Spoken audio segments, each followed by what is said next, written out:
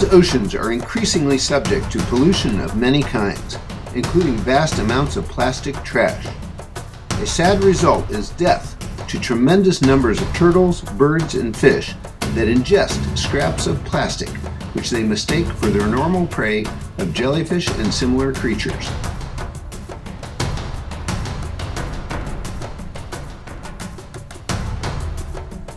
This California sea lion apparently became intrigued with a discarded plastic tube, now hopelessly stuck around its neck, almost certainly dooming it to a slow, miserable death by starvation or strangulation. This young gray reef shark is a victim of ghost fishing, having become tangled and suffocated by a scrap of abandoned fishing net. These are but a few examples of the tremendous damage caused by trash in our oceans. Such widespread pollution, combined with increasing acidification and other stresses, is rapidly killing our oceans. There may still be time to turn things around, but doing so will require immediate, major changes in how we treat our water planet. The time to stop pollution is now. The answer to this is knowing. You can't care, you can't act if you don't know. Humans have the power of knowing. We do have the power of acting. And this is the time. Good news is we have some time. Bad news is we don't have a lot of time. So we have to hurry, get busy.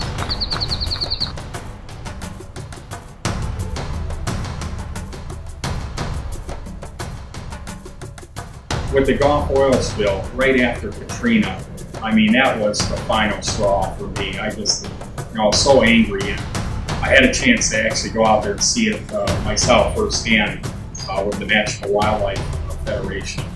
And we actually went out there with scientists and other folks, and went out there with a hotel of about 4 boats. And our boat actually broke down in the oil. It was, I think it was 5 days after the oil spill, and it was one of the worst days.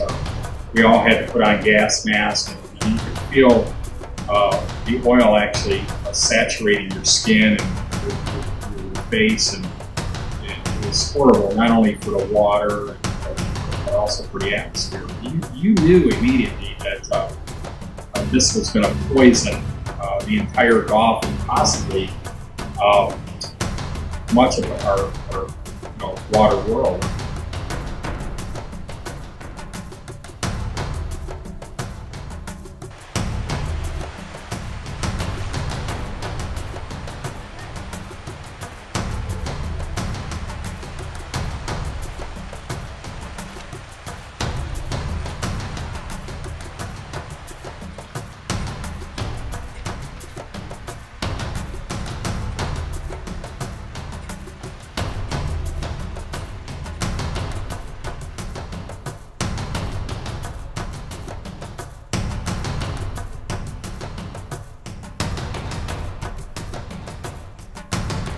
The northwestern Hawaiian Islands are the most remote part of the most remote archipelago in the world.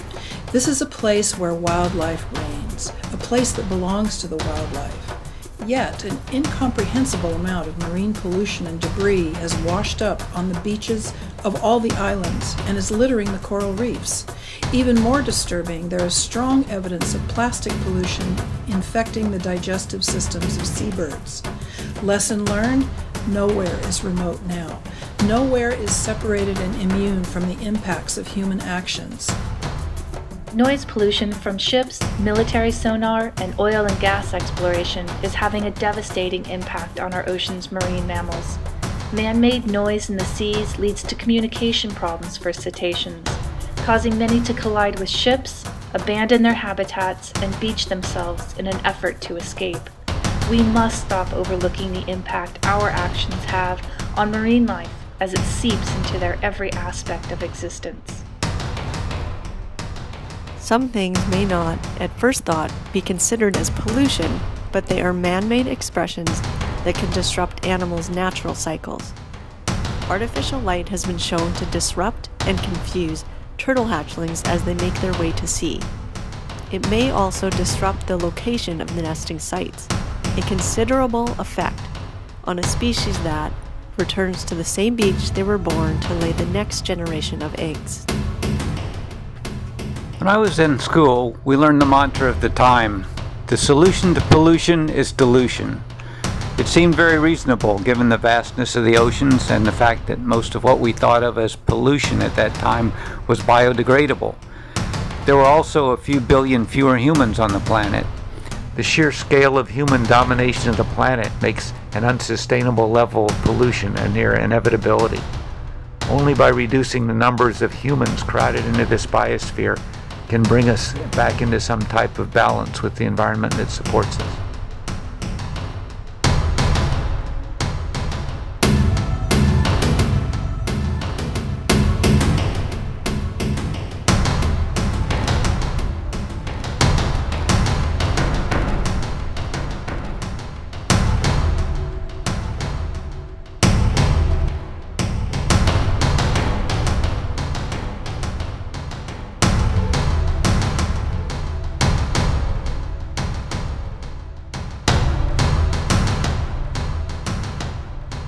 Sea glass, though rare and naturally tumbled by the waves, is only one part of the list of human waste on the beach. Perhaps if I keep collecting trash and making it into art, maybe one day our beaches will be clean and safe.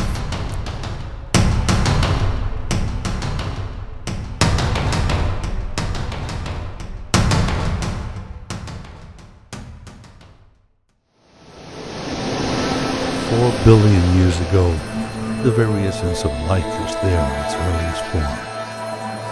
Civilizations, along with their religion and culture, have flourished and vanished along its shores.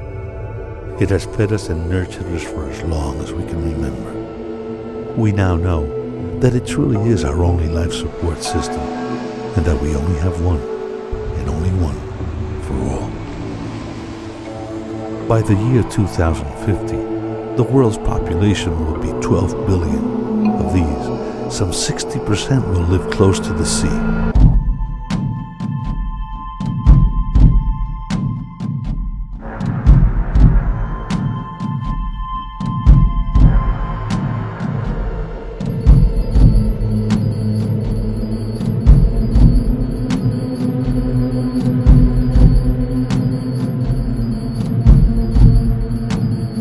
Our concept of life is mostly based on that nothing is truly long-lasting. But nature doesn't work that way. It all is part of a much larger plan, perfectly structured and all organized on a long-term basis.